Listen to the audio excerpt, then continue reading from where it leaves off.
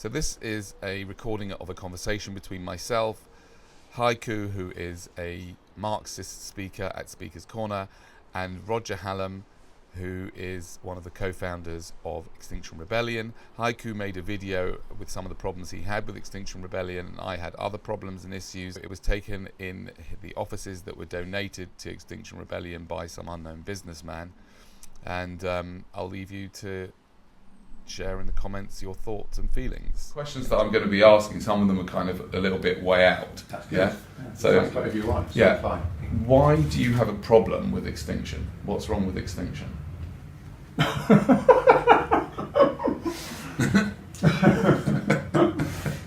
Great question. Well, on balance, life seems to be more attractive than death. On balance. Right. So maybe you can take it back to Camus with his, you've got a choice to commit suicide or to live, if you want to be philosophical. Right.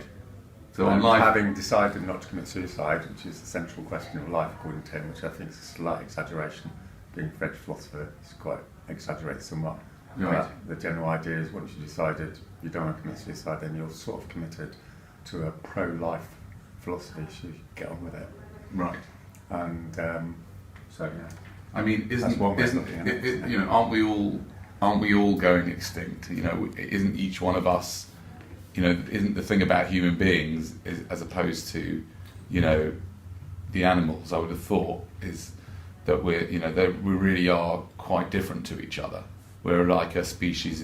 Each of us is a species of its own, and we're all going extinct, as far as I know, and that's wonderful. You know, it's there'll be no more problems, no more suffering. Just be fine. We're just, you know, I'm going to experience the great nothingness, and so I don't understand why, you know, what problem you have with extinction. Bearing in mind that it is how life works. You know, everything is going extinct eventually. So what? I don't think you're being serious. I am being serious. I mean, it sounds funny, but I am kind of being serious. I know you're kind of, but you're not being really serious. I am. I think No, I not am. because, like, if he dropped dead now with a heart attack, you'd be on the phone straight away to the emergency services. Yeah, I might to do save your that. mate. I might do that. No, but- you wouldn't mind. No, you I would do that. Okay, I would do Okay. that. But that doesn't. But that. Let's Hold on a do it. second. But that doesn't. That's not about extinction. I wouldn't in every case. I wouldn't keep on reviving him if he was old or if he was in No, really I'm not. bad pain. No. No, you're not, right? If you were in really bad pain, I wouldn't. Yeah. So I'm not against his extinction. I'm just, you know, I'm saying, yeah, I'm all for the idea of supporting life as much as you can whilst it's here. But, you know, you're rebelling against, you know, one of the things that, yeah, it seems like you're, you know, at a deeper level, the idea of rebellion, Extinction Rebellion, is like it's as if you're rebelling against life itself, because extinction is part of life, is it not? So, you know, yes, I'm all for making life better here while we're here, but I'm also all for extinction, right? So, in other words, one of my questions for you is, you know, there are two things that allegedly the two greatest things you can do if you're concerned about the environment, which I assume you are very concerned about the environment. Yeah, I'm assuming that's the case. You're genuinely right. Am I right about that? You're very concerned about the environment. Well, I'm not that much into the word environment. Okay, but okay, so how would you describe it then?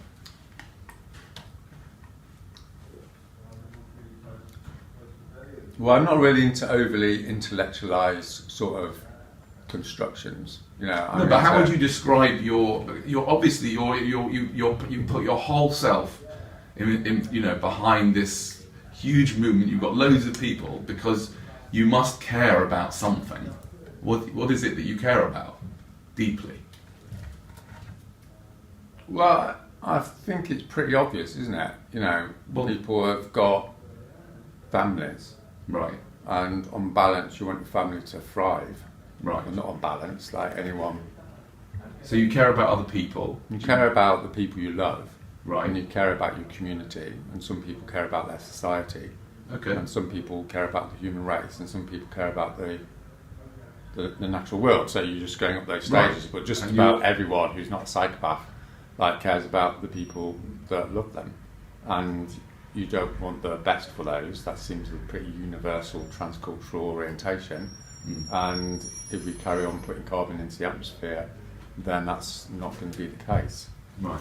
It's as simple as that. I mean, we can philosophise about the ultimate meaning of life and death, but that's slightly above my pay grade.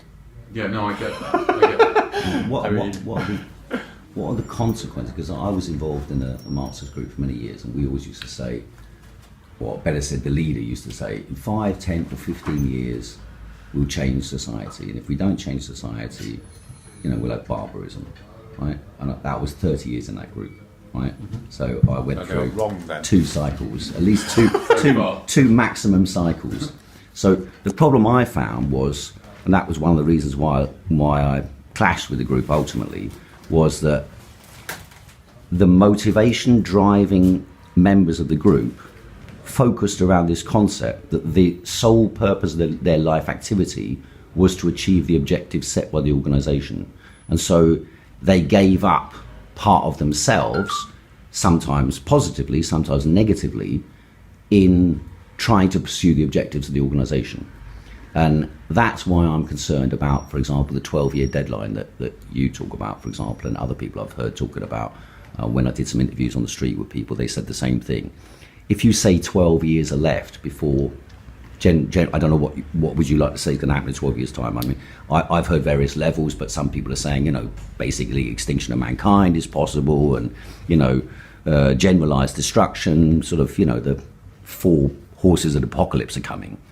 But if you say that, if we don't manage to achieve the objectives, or if your movement doesn't manage to achieve, or other movements don't manage to achieve the objectives you're setting, where do you go in 5 years' time, in 7 years' time, in 10 years' time, 1 year before the 12 years are up?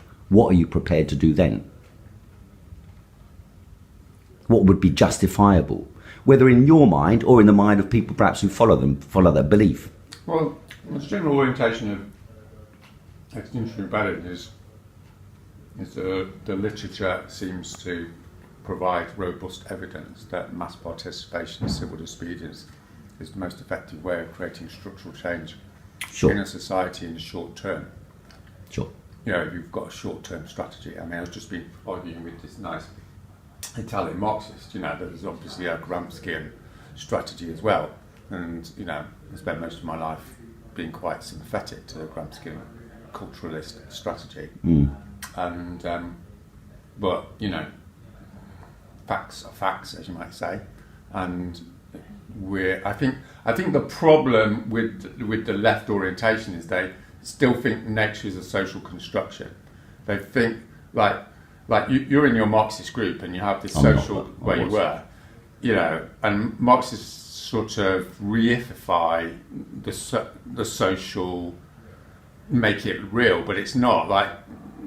Social arrangements are basically flexible. You know what I mean? They're mutable, but physics isn't mutable. But so there's a confusion.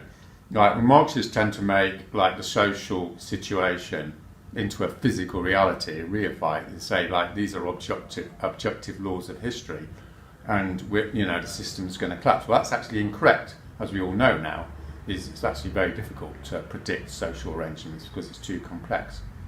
But the opposite error is made, which people think that the natural world is a social construction. Well, obviously in some ultimate sense it is, because everything's social construction, but in a sort of commonsensical way, you go to a doctor and he says you've got cancer, that's not social construction, you are going to die, that's not, you don't have an option. Do you see what I mean? So the argument is, what I think you're sort of saying is you don't like the idea of the 12-year thing because you don't like the notion of an end point. But my reply to that argument is whether you like or don't like the notion of an end point is not for you to like or not like, because it's a physical reality or not. So you have to have a look at the physics. But your argument is that it's a social construct. No. Your argument is that in 12 years' time, the activity of man, in other words, social activity, is creating a situation whereby physics will lead to total destruction. So it is a social construct you're discussing. Otherwise, you wouldn't be any point in the praxis, would there? If it was inevitable. Well, I'm saying like regardless. ultimately everything's social construction. That's like, I'm not talking about that. I'm talking in a commonsensical way. As I've just said, if you go to a doctor and says you're going to die because your lungs are filled up with whatever, then that is it. But you were saying that Extinction Rebellion is like the fire alarm, or in that case, the doctor, who can offer a type of treatment, provided you take that treatment or bring about that change. Right. Then I mean, you can amend the outcome. I agree with you. There's an issue about the 12 years, but then there's an issue when you go to the doctor and he says you've got 6 months to live. You know, there's 101 Hollywood dramas on this, isn't there? Where, you know, it could be 3 months or it could be 9 months. But, you know, you just need to do... If you want to be statistical about it, like it's a thick tail, there's a thick tail probability curve. You familiar with that? So, like normal distributions, if you say something's going to happen in the future, normally there's a normal distribution, which means it's pretty likely to happen, but you've got thin tails. It could be really soon, or it could be quite a long time in the future, right? But you're pretty certain, you're 80% certain it will be, you know, X, right? The problem with climate change is that it's got thick tails. So we could come up with, you know, they could come up with something to suck carbon out of the atmosphere in the next 5 years, and then we might be all right, you know, who knows, right? I mean, apparently it is possible. But there's also like a thick tail on the other side, which says there's probably, you know, maybe for the sake of argument, there's a 40% chance we're completely fucked already. But no one can quite work it out because, you know, there's too much variability. Now that's quite difficult. Thick tail distributions are quite difficult to turn into slogans. But it doesn't, do you see what I mean? Because, you know, it's obviously it's a little bit of a simplification to say we've got 12 years left. But the point is all Extinction Rebellion is really saying in a more sophisticated sense is the obvious, you know. If you keep putting carbon into the atmosphere, the likelihood of, you know, system collapse and civilizational collapse, which will lead to the extinction of the species, becomes higher and higher. That's all we need to know. That's all, you know. By putting a time frame on it, which you're not certain about, you are effectively being like a doctor who says you'll cancer in 6 months to live. Because when you but go you into may be the completely doctor, wrong. No, not completely wrong, possibly wrong. He may have 60 years to live. Exactly. Well, and we've seen it. And by saying that I've got 6 months to live, and then prescribing a whole lot of medication, which could kill me itself. Yeah, that's the analysis. That isn't that analogous to what you're doing. You're saying you've got 12 years. You don't really know. It could be a lot more. But in that time, we're going to have to act like, you know, in this emergency way. I mean, there's so many questions and then there's so little time. I don't know. Let me move to a different question, which is sort of more. Well, let me just finish off that little section by saying, just for the record. Yeah. Extinction Rebellion is not some reductionist. It doesn't have a reductionist messaging. Right. It's not saying 12 years and that's it. That's just part of the message. Right. If you look at the talk, it gives a whole load of data. It's not like, hey, 12 years, bang. If you don't agree with that, you're against us, or anything reductive like that. But there will be people who are following it, who perhaps are not well educated in the theme, who get a sort of. I mean, I remember. Well, obviously, people are always going to misunderstand. When nuclear war was like 1 minute to 12. People used to be suicidal about it. And what I'm saying, though, because he wants to move on, all I'm trying to say is just put it out there officially. If you look at the talk, yours is 20 minutes of data there, and you can interpret it in loads of different ways. Right. But the fundamental message is you have to get on with it. And practically, it doesn't really matter, right?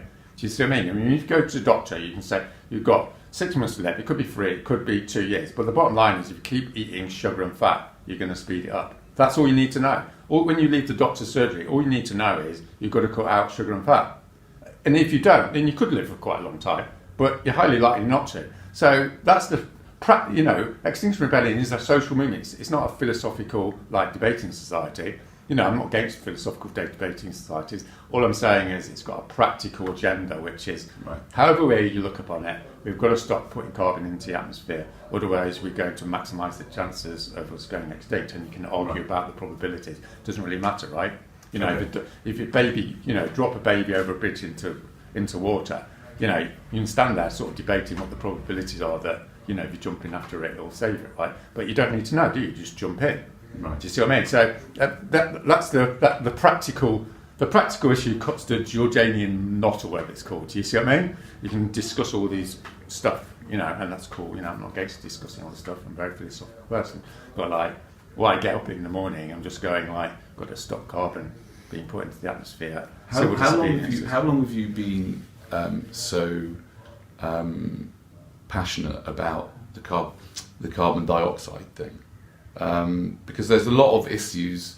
There's a lot of environmental issues, yeah, which are, you know, as far as I know, more, you know, like for example, the two. Well, there are the two things that I think the top number 1 and 2 priorities, right, that will make a huge difference to everything, including carbon emissions, is number 1. The encouragement of everybody on the planet as a concerted encouragement to stop reproduction, because reproduction is the number 1 cause of all this. See, if you think that humans, you obviously clearly believe that it's human behaviour that is causing the CO2 problem, which is then going to lead to catastrophic with the weather and then extinction. I don't have any problem with extinction. I say bring it on, right? But and I'm serious about that, right? But you know, I'm not saying we should kill everyone or kill ourselves, but I'm saying, you know, it's all going to end anyway. But leave that aside, right? If you believe that humans are responsible for the climate, for the raising global temperatures and the catastrophes, then surely the first thing that you should be talking about is not, you shouldn't be going to the government, because the government are a bunch of crooks. But surely, you shouldn't be going to the government, yeah, because they can't organise a piss up in a brewery, yeah. They're all over the place and they're getting their instructions from up there, and nobody quite knows what's going on, right? You should be going to all the parents and the potential parents in the world and saying to them, we've got an emergency at the moment. Stop having children for the time being until we sort out this emergency. You know, when this is over, maybe in 12 years' time, we can talk again. But between now and then, the best thing anybody could do is not have children. That's number 1. And the second best thing they can do is to stop seeing animals as food, right? Stop eating their products. Stop eating them at all. You know, because we know that the animal. I mean, I don't know if I'm right about this. I'm definitely not even claimed to be even a potential scientist, right? I'm so shoddy in my research.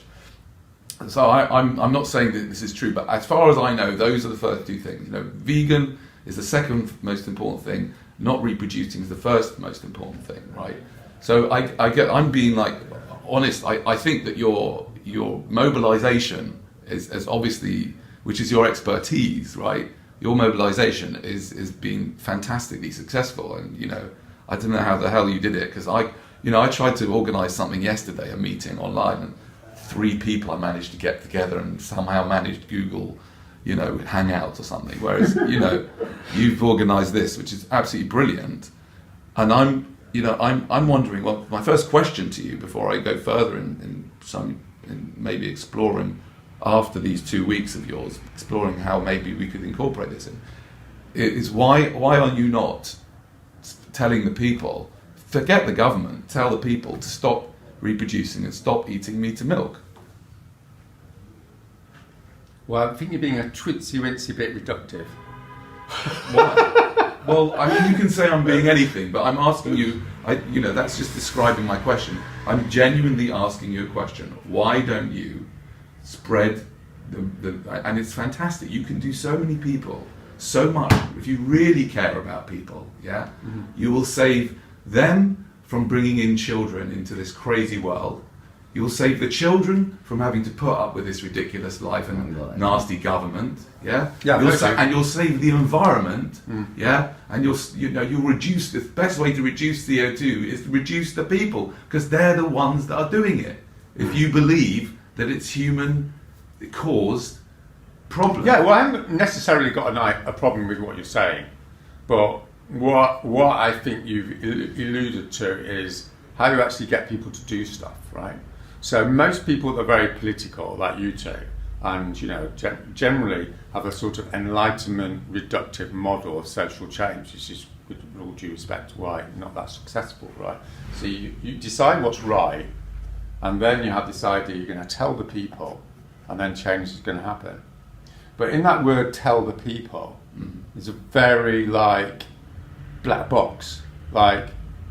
People don't really concentrate on that little bit of the sentence, tell the people. What does that actually mean?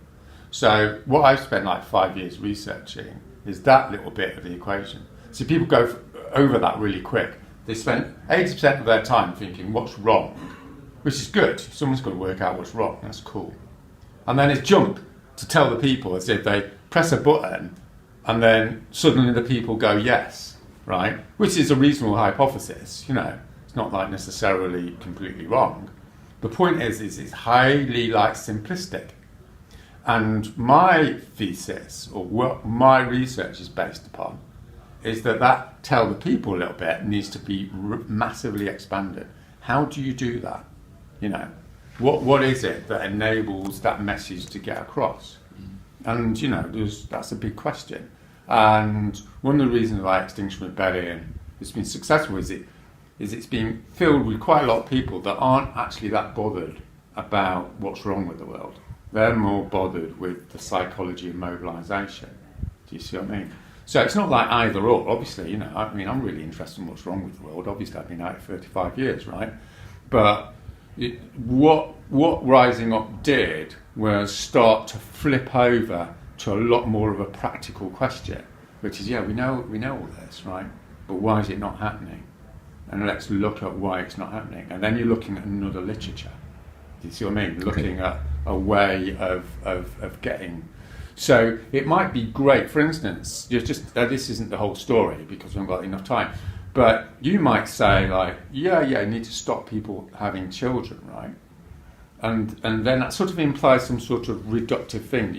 You go along the road, you knock on the doors. I mean, how are you going to do it? Concretely, how are you going to do it? So you're going to knock on the doors and say to people, let's say, here's a hypothesis. Knock on the doors and say, hello, Mrs. Jones, climate change is a really big problem and we'd like you to have less children, right? Okay, so there might be some problems with that. I mean, one of the problems is, she doesn't really care about climate change, for instance, well, let's leave that aside. She might say, well, actually, I love having children. And, or she might say, look, you're right, you're morally right, but that's how I'm going to get my security in old age. And so you're probably familiar with that, right? Which is the quickest way to reduce population growth is well established in social science. You improve a lot of women and you have contraception and all the rest of it. And that's how you get it to go down. So you don't get it through political moralisation. That's highly ineffectual. It's like the Catholic Church trying to tell people not to have sex. It's great. It might be great, it might not be great. But what we know for certain it doesn't work. Right? You can't stop people having sex. So, I'm not saying that therefore you shouldn't be looking at it, but you need to have you need to focus on how you're going to bring it about, and, it's probably a valid criticism that XR doesn't really focus on the population issue, I've got a major problem with that. It's obviously it's a no-brainer, right? You need to have less people in the world. I mean, there's arguments, you're probably familiar, right? There's a valid debate out there, on 10% of the world's population produces 50% of the carbon emissions. So it's not either or. Obviously, more people is bad, but also having 10% of the people doing a Versailles, routine and eating all the stuff and everyone else starving. Well, the problem is Versailles, not all the peasants. Right. So there's a valid sort of left-wing comeback to it, and obviously the truth, like on most things, is a bit of both, isn't it? But then you've got the practical problem, obviously.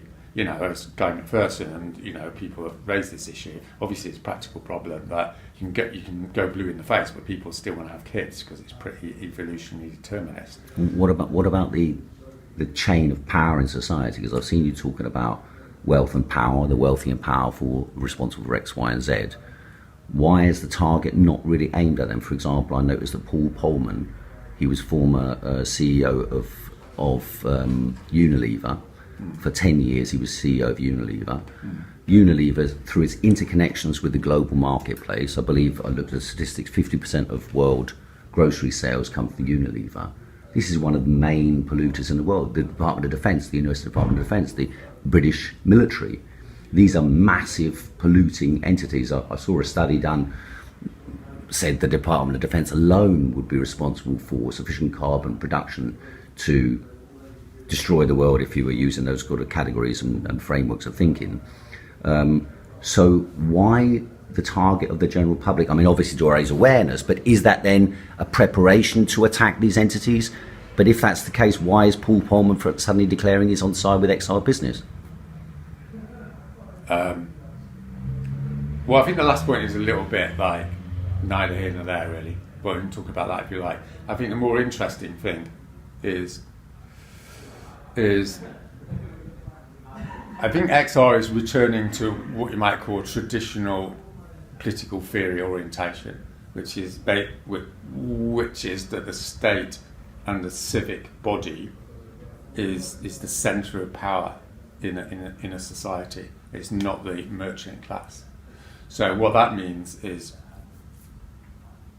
I mean, this is like a difficult argument because we've had 30 years of ignoring this argument, really. So you're saying the power of business over the state, I'm saying in the is long subordinate term, to the state. sociologically speaking, in the long term, the state trumps the merchant class. That's like in the long history, as looking from 1500 through the present day, the state basically determines the economy. So does that imply that the merchant class can be your allies in the struggle against? What I'm saying is there's two arguments. Number one is by getting the state to act, then because the state has a monopoly of violence, then the state can tame the merchant class. Right? That's an old political theory argument, both on the left and the right. Right? So it's got pros and cons, sociologically speaking. So that's basically the thesis of Extinction Rebellion, which is new, of course, because the old argument is you go after the companies. But we're not. We're going after the state because we're saying the state's primary function is to protect the population, right? But what about if some of the big companies declare themselves in your support and then utilise the agenda of the green agenda in order to promote the gigantic? I don't think that's like the big issue, but I'll deal with that in a minute. But the second idea is that the campaigning over the last 30 years is arguably been highly elitist in the sense that it doesn't involve the general public. Like it involves like a highly moralistic sort of minority that want to impose something without engaging with the general public. Like you just go straight to the company and try and do it in. So the XR strategy is more like a classical democratic strategy, which is to go to the people, disrupt the people in as much as the people need to be disrupted in order for them to realise something bad's happening, and then the public engage like they have done in the last 3 weeks. And once you've actually got the social body on side, as it were, then everything flows from that, because the centre of power is the will of the people, in Enlightenment political theory. You'd like that to be the case, or you think it is? Well, both. But how explain the Brexit paralysis if that was the case? Well, the Brexit paralysis is like two different parts. If that was of the the case, body. I'm saying. What I'm trying to say is like the biggest similarity is with the civil rights movement in the States, right? In 1961, everyone hates Martin Luther King. He's the most unpopular man in America, right? In 1967, he's like a saint. What happened between those 6 years is basically the social body of the United States had a moral crisis over institutionalized racism, and they decided that wasn't what they wanted to be like as a society. Now, obviously, that's a simplification. There's still loads of racism and blah, blah, blah. But the fundamental point was there's a shift in what you might call the main moral ideology of that society. So what Extinction Rebellion is doing is basically disrupting society to create a public debate about whether we want to destroy the next generation or two. So it's a reasonable prediction that once that's out and people start talking about it, then they'll realise they don't want to destroy the next generation. But you accept that a trillionaire's got more billionaire, multi-billionaire's got more power than a pauper in general, and therefore that they can, if that debate is accepted, they can come with the solutions which may not be in the interest of the... It's about a proposition that we care about the next generation and we're not going to allow them to die. So that's the big shift. Now, once you've come to that realisation, obviously there's a big question about how you're going to transform the economy. and the relation of capitalism. I think that's But another were debate. you comfortable with the fact that within a couple of days of the launching Extinction Rebellion protests, that 34 big banks and regulators declared their support, or effectively declared their support, including Mark Carney, Bank of England, Bank of France, Paul Polman made his declaration in support of Extinction Rebellion business, whatever that is. Isn't it a bit weird that there's these giant, interest groups? It is connected with- if you think that Extinction Rebellion is a political issue rather than an existential issue. So there's a fundamental problem on the left is they can't conceive that something could not be political, right? If there's a meteorite coming towards the Earth, that's fundamentally not political. I mean, it's got political aspects because you've got to decide who's going to work to stop the meteorite. There's always politics in every social situation. But So some what things... does it mean that you're not political? Everything's political. Everything's political, but So not... what do you mean it's not Everything's political? got a political The point aspect. is that the question was, and this is sort of the question that I would ask in a slightly different way. It's like, you obviously care about people and the world and life. Yeah. You may find it difficult to conceive. I find it difficult to conceive what it would be like to not care. But the people who run these corporations, don't care. They don't have compassion. They couldn't, right? The people who run right at the top of all these organisations, they're psychopathic in nature. That's the chances are, And these people have got huge interests. We're talking about interests of hundreds of billions of dollars, And don't you think that if you had interest, that you can get out of your mind and put your mind into a psychopathic guy who is absolutely addicted to money and power, like crack cocaine, Don't you think any half-sane person who's a billionaire is looking for an angle in everything, looking for a money angle in everything? They don't care about the environment because they're the ones that are the problems.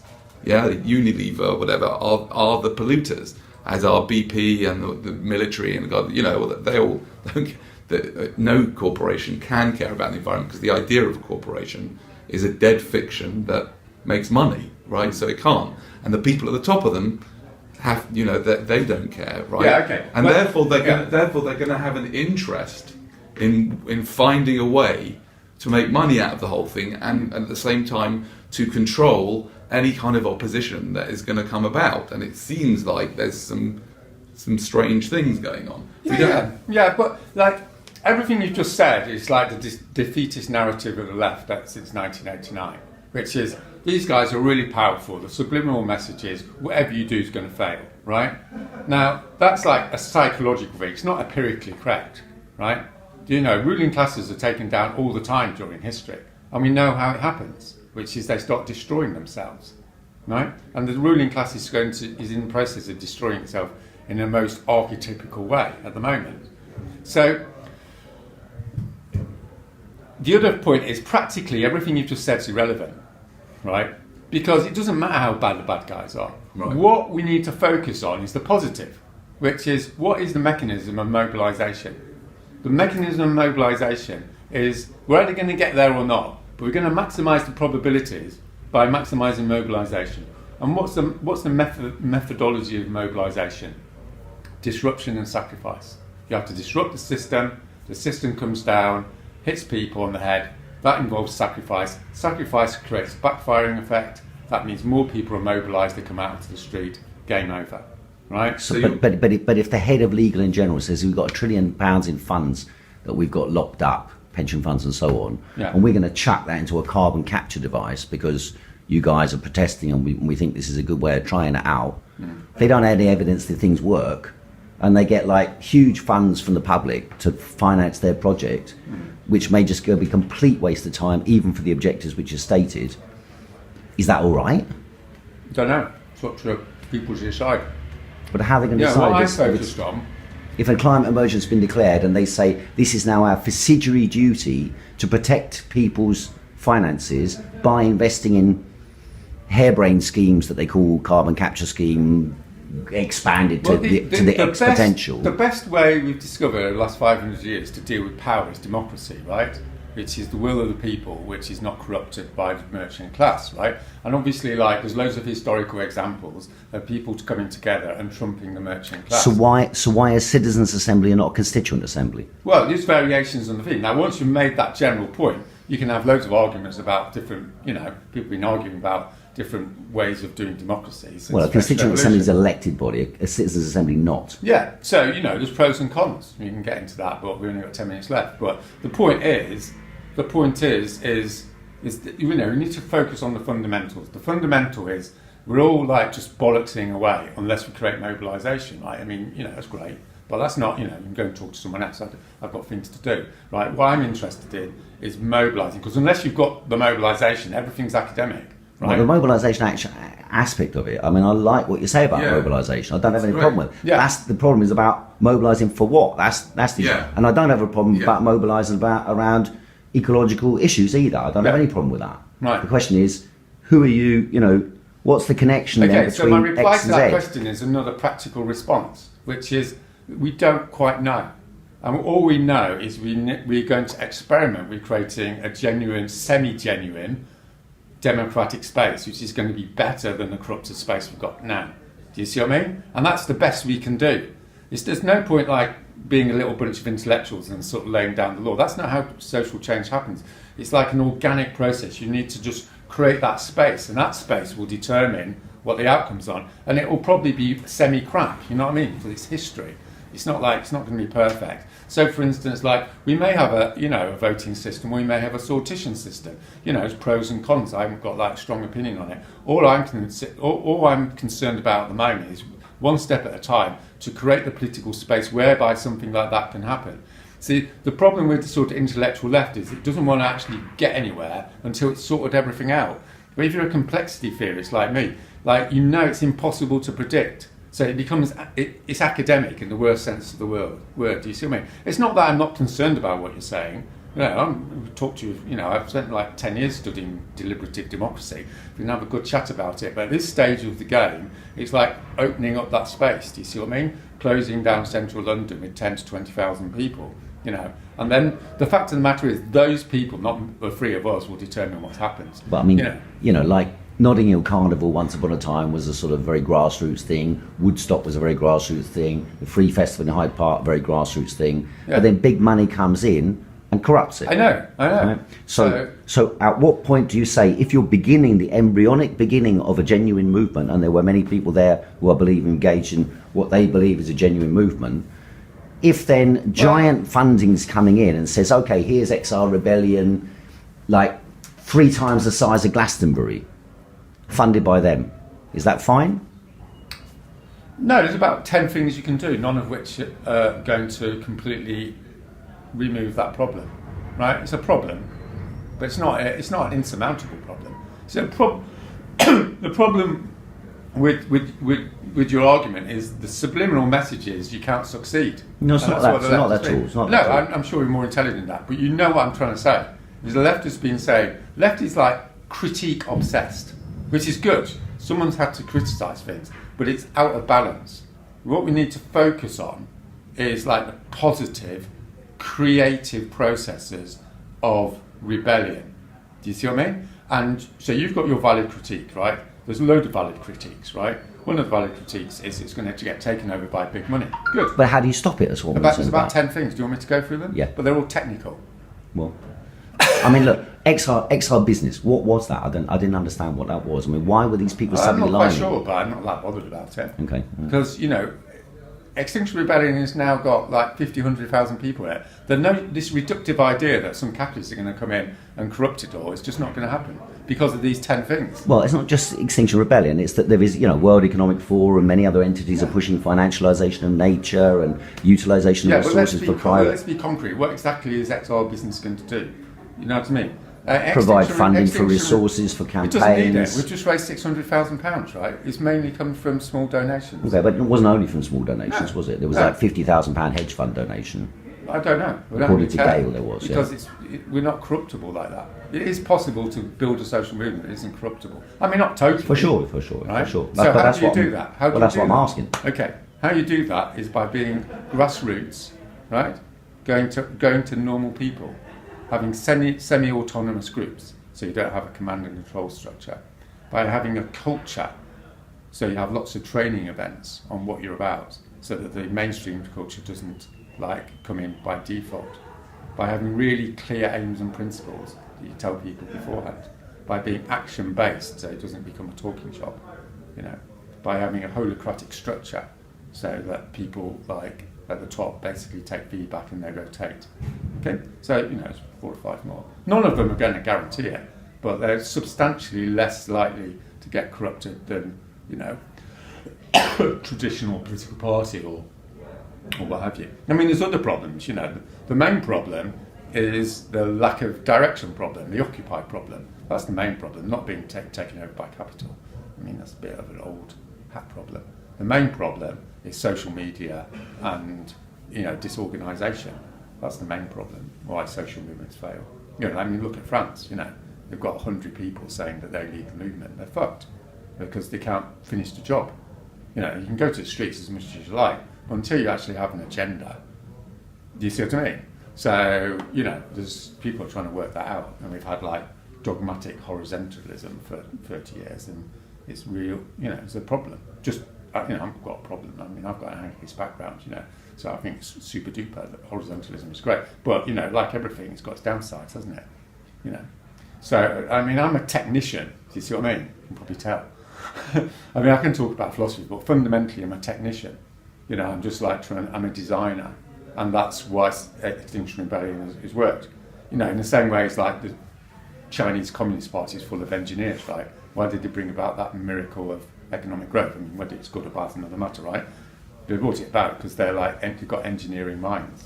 You're going, here's a problem, let's look at, empirically based solutions to it. Does that work? Does it work to have biscuits on the table when you have a public meeting? Yes. You don't talk about that in your Marxist theory class, right? Biscuits on the table. But as it happens, biscuits on the table is, I would argue, a pretty fundamental determinant of whether people walk out of a meeting feeling empowered. People like to eat. Mm-hmm. But I mean, what point? I mean, but if a business is coming to the table and putting biscuits on the table, putting big dinners on the table, which I've seen many times before, in genuine grassroots movements that have been engaged in some project that there's a Samuel Johnson, I think it was, he used to say, "You're dining with the devil, you need a long spoon." So. Sorry, have we got any more? You've got 3 minutes. Do you want to tell me about what this next 2.5 weeks? Yeah. What do you have in mind? Briefly then. So, where are you standing for? Where are you standing? Where are you elections? EU election. Where? What area? Oh, London. It's weird, isn't it? It's how many people stand in London? There's 7 of us standing in London. It's like a big multiple constituency. Right. You've got one vote, but it's basically some weird system. The whole of London? The whole of London is one constituency, and 10 people go to Brussels, Strasbourg or wherever. But that's not the issue. They vote 10 in? Yes, it's like the 10 top. I don't know, it's complicated, these things are. But anyway, that's all rubbish, that's not the point. The point is the whole media is basically now focused on the Brexit sort of, election, So it's from a strategic point of view, what Extinction Rebellion is doing, or this whole space is doing, is basically going into spaces like you did with that cafe. Everyone's sitting there thinking they're having a nice dinner, and you walk in and just go, "Hey guys, there's a world out there and it's getting fucked, so why don't you rebel?" Do you know what I mean? Or whatever you said, and everyone's going, "Oh right, yeah, okay." And it's disruptive, isn't it? And so a lot of the empirical research is what you did then is highly effective. From a input-output sort of reductive sense, right? People are going to go away. It looks great. It goes viral, right? So the idea of the next 2.5 weeks is to just do mad things, right? Just to whatever it is, it just needs to be mad. So I want a bunch of us to swim across the River Thames, right, to Parliament, to say that London is going to be, flooded in 30 years, right? But it doesn't matter what the message is. It's just fucking mad thing to do. Right. Do you see what I mean? So I was thinking of you, and I was thinking, I've always been really impressed with what the sort of stuff you do, and I just, because I'm a bit of a surrealist myself, it horrifies me that this society is completely lost. It's just a completely one-dimensional culture. Why I mean, you don't want like a million people like you. That'd be really weird, right? But in any usual society, there has to be a critical mass of fools, otherwise it's fucked, right? You know, because as we all know, like the fool has an important political role in society. You know, I don't mean a fool in a degraded way, right? I'm serious, right? Yeah. You know, you need people to basically say mad things and do mad things, and that's how you maintain social health, according to various blah blah blah. So basically, we've got this. I'm going at 12 o'clock, that's why I've got to leave. You know, otherwise, and you know, I think you're both great, by the way. It's nothing personal. I'm just going to go. But where are you going to? Are you going to the meeting? Yeah, and we're going to discuss it. So it's a really eclectic group. Like, there's 3 black guys in it. There's a woman who's 19. She's going to be the main candidate. She's black, she's sexy, she's just... So we're going to have this mad thing of saying, don't vote for me, vote for this fucking black 19-year-old woman, right? And she's just like never done anything political, but she's sassy and... So that's going to be a bit disruptive because you've got all the suits and then you've got days, you know. Do you see what I mean? So that's a bit weird. And then, and I've got this routine, this sort of Monty Python-esque idea that we just go into forbidden spaces, which is just about everywhere in London, right. Set up our trestle table. We're all going to wear suits, but with pumps on, so we look a little bit like not quite right, with camping chairs, and we sit down in that space and we have a press conference. And we just tell people what's wrong. So we're going to say Foxtons. I've been wanting to do this for about 3 years. Oh, that's nice. Going to Foxtons, right? You know, in Mayfair. You know, 40 of us set up. Someone juggling in the background. You know, housing crisis. This is why it's a problem. This is why it's fucked. This is why you should rebel. And then the security arrives. So then you've got the embodiment of the message. The security then drag everyone out. It's live streamed. It goes viral. Do you see what I mean? And people watching. It's you know, it's like, do you see what I mean? Something like that. So you know, it doesn't really matter. It just needs to be a bit. Okay, let me have a think about. Let me have a think about it. See if I come up with any ideas. You know, but stay in touch with me over the next couple of weeks. Tell me what you're doing, and I can always tag along, be part of it. And there's no pressure or anything. You know what I mean? It's not like you know, we're all mates. Okay. Yeah, we did something outside the Shard the other day, and it was actually on the back of your movement that they behaved so politely because they initially came over, warned us, and then they just left us stand right in front of the front door. Yeah, all the bods come out. Usually people, you know, great thing about XR is it's created this space for political creativity. You know, because you do stuff, you can go to Starbucks, right, and nothing's going to happen, right, because you don't get to critical mass. Well, now, because this is the beauty of spending £40,000 standing for the EU election. I mean, someone's giving us a load of money. Right. Sorry, not that corruptible, don't panic. But anyway, and so we've got that media thing. Like, if we just did it when we weren't candidates, then maybe it wouldn't be interesting. But it's like, you know, candidates from climate and ecological emergency independence were arrested today in Foxtons, you know. Right. You know what I mean? It's like you get that extra status for being a candidate. So that's the logic of it. And Okay, so let's be in touch, and maybe we can continue the discussion as well, and see, you know, because I mean, as I say, I like what you've done here, the mobilisation, but I've got a personal, you know, agenda, which is basically, you know, to reduce reproduction and reduce meat eating. I think they're the two. Well, meat eating is a synergy. I think they're the biggest things we can do to help. Cool. Do you know what I mean? I mean, I'm not going to get all reductive about it. So I'm wondering if we can. Then you should do something around that. Yeah. You do something on meat or something or whatever. You know. Okay. Great. Great. All right. Then. All right. And maybe we'll meet. Content over everything from your man, say it straight. Man, don't listen to BBC. Man, don't listen to ITV. On Speaker's Corner, I've got a new book out called The 3 Dimensions of Freedom. I'm here to make the argument that freedom is not just free speech alone.